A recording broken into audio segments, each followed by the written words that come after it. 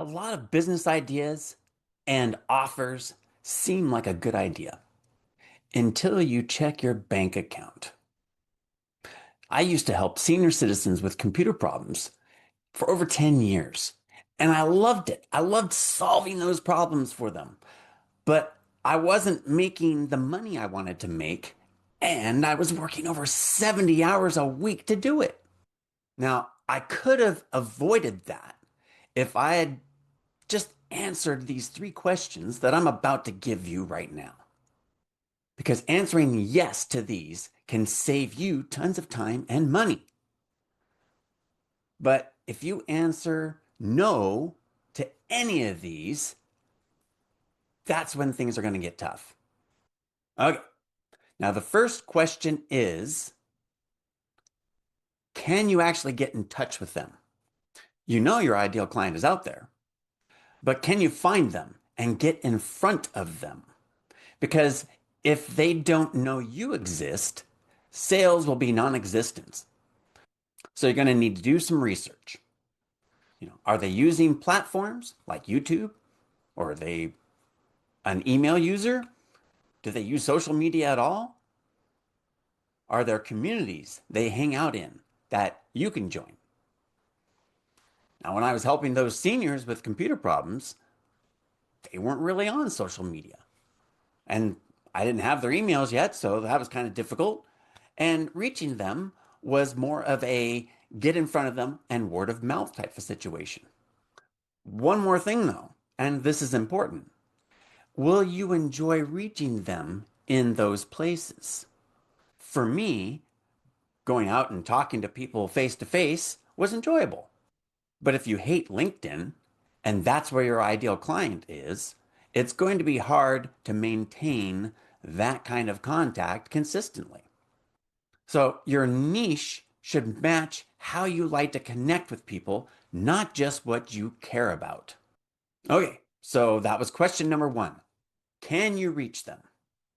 Now, the second question kind of makes people feel weird a little bit, especially if you're doing work that feels meaningful. But we have to ask ourselves, do they have money to spend on my offer and at the rates that I want to charge? I understand you want to serve and you want to help. I did. But if your people can't pay, your business can't survive and you can't continue to help people. So there has to be some kind of balance. And just because someone has the money doesn't mean they'll spend it on your offer.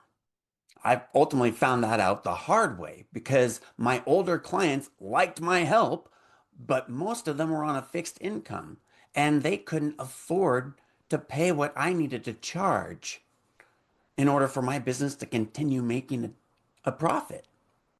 Okay, now that we've covered the most awkward question, let's move on to the third question. Are they ready to buy? Some people are interested, but not ready to take action yet. Being curious is not the same as being ready to buy. They're just window shoppers. They're just tire kickers. You know, if they're still just thinking about it, then you have to push them a lot. And we don't want to have to convince anybody of anything. So therefore, the best customers are already feeling the pain from the problem that you solve, and they're looking for help right now. In my case, many of those seniors liked my help, but like I said, they were on a fixed income and they needed a plan ahead, so they couldn't just necessarily do things right now. Now, if I had been targeting like financial institutions, they'd want their computers fixed ASAP, and they would have the funds to make it happen ASAP. So overall, there are three categories most people are willing to spend money on: health, wealth, and relationships. Everything else will typically fall under one of these three categories.